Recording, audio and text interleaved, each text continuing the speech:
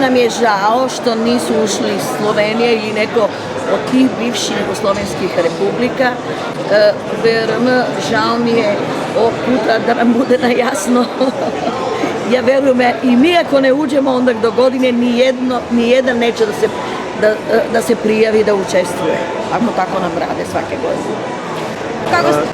Iskreno i mene mi je žalo što Slovenija ne vleze u finaleto i imaše premnogo dobro pesmi, dobra predstavnička Hana, super pe, a osim Slovenije normalno i svi drugi bivši ex-Jugoslovenski republiki.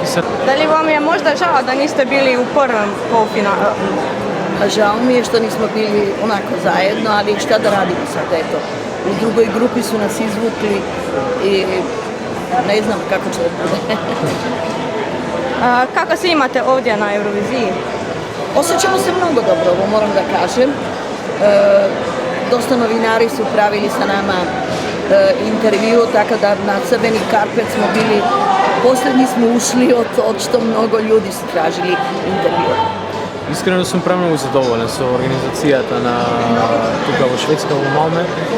Dobro se грижат за нас, иако времето е малце ладно, но все пак се снайдуваме тука, имаме премногу интервјуа, премногу работа и се концентрираме нормално на изведување на нашата песна.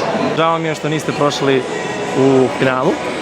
Prvo, drugo, evo sad smo imali, Albanija je imala znači probu. Bilo je dobro. Nadamo se da će biti još bolje. Interesantno je bilo trenutak gdje su bili, znači masu ljudi je bilo kako se kaže, u sali i to nam je dalo neku volju da produžimo dalje. Toliko. Želimo vam sretno za iduću godinu.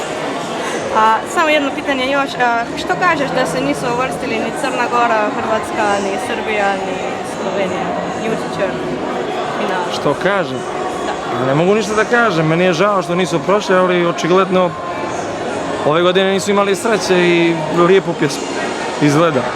Znači drugo, nema razloga da se čovjek u stvari brine o tome, ne treba da se politizuje kao što stalno to radimo. Ja znam da svake godine kad neko pobjedi od tih država niko se ne buni, a u stvari kad se ne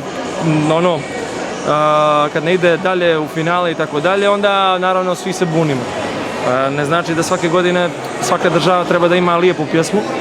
To je opet pjesma, to je ukus, to je u stvari stil. Znači svake godine se mijenja. Evo, recimo za Albaniju. To ništa ne znači da ćemo ove godine da pređemo u finalu, a prošle godine sa jednom čudnom pjesmom su dobili 5. mjesto. Tako da ja mislim da narod ne treba puno da se buni oko toga. Nije u pitanju ko je, znači da li su tih država iz Rusije više dobili nego što su ovih iz prostora Balkana.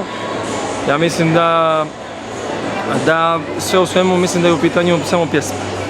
Ako bude nešto drugo, ja samo mislim da je to način da se izbjegne realnost.